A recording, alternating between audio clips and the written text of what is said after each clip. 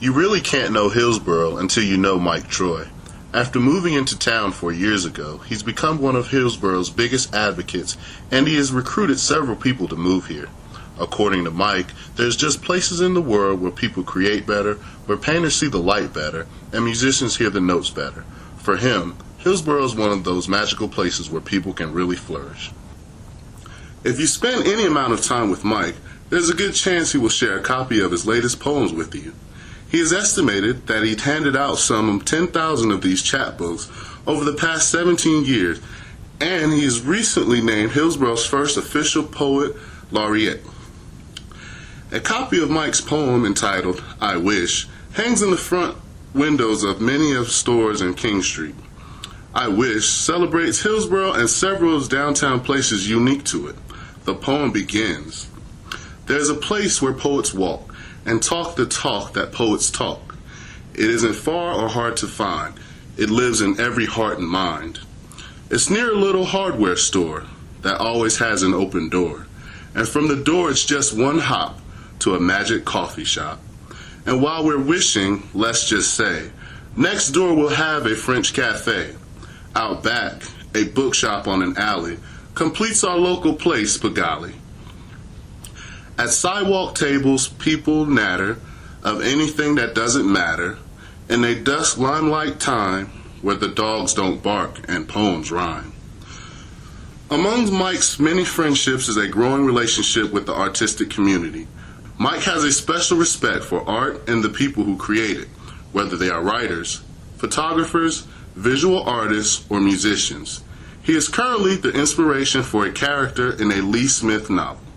A man who seems to know everyone, has endless stories to tell, and loves to make people laugh. It's true that Mike can't seem to walk down the street without running into someone he knows. His artistic endeavors garner him a lot of support from the community. Accompanied by the music of his friend, William, Mike recites his poetry, and he is not only a writer of verse, but also a spoken word performer. Freestyling about the collaboration of caramel and chocolate, Mike celebrates their artistic connection, calling William his brother from another mother. Although Mike got his JD from Duke in 1962, he hasn't worked in a law office for quite some time. He still maintains his license and offers legal advice here and there, but truth be told, on his official attorney letterhead, he is much more likely to be writing a poem. Mike is really in the business of people. Just by being the warm, outgoing person that he has built relationships with people all over town. He's helped his friend, Janet, sell her house to another friend of his who wants to move in. A lot of what Mike does is really just bringing the right people together. Mike celebrated his 69th birthday this April Fool's Day, but you wouldn't know it from looking at him. He's active as ever, walking everywhere he goes, redoing the interior of his home, and moving furniture around the neighborhood. But that's not to say he can't have his senior moments as well. Mike wrote me a poem in the cover of a book, but the next day he couldn't remember which poem he had written it in or where he had put it. Mike owns a bar in Chapel Hill, and the name is really appropriate because he's rarely there. He says he doesn't care much for loud music, although when it's nice outside, he likes to chat with friends out in the courtyard. Normally such a lively personality in public, Mike also still appreciates quiet times with old friends. Although you often catch Mike around town solo, he frequently calls home to check in on his wife Laura. Meeting Laura on this street corner 17 years ago is what inspired Mike to start writing poetry. During a stroll down Franklin Street, he saw Laura sitting on a bench and knew he just had to talk to her. They've been together ever since.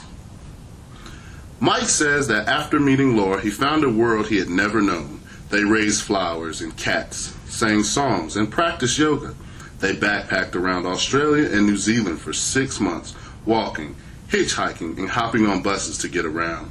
The two finally settled in Hillsborough 4 years ago and are convinced it's one of the greatest places to be. When Mike and Laura moved in, they named their home Riverina, after the region in Australia where they had lived previously. About 10 years ago, Laura began suffering from chronic fatigue and pain that doctors in the U.S. could not diagnose. It was on their trip to Australia that Laura learned she suffered from Lyme disease, In 2001, she and Mike moved there for 15 months to take care of her health. To Mike, Laura is everything. She is the love of his life and the inspiration for his poetry. To him, Laura is the earth, and that is why she is sick, the environment is suffering, and so is his wife. However, in spite of her condition, Laura is still able to experience joy, and she and Mike can always take time out of their day to fool around. Today, Mike and Laura really look after each other.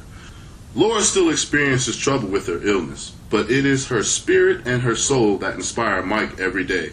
His poem continues, "Feel the pleasure, rhyme and rhythm, of human living that filled with them. Through all seasons and all weather, living is what we do together.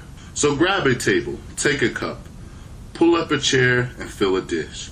Lift your face, the sun is up. Close your eyes and say I wish." Thank you.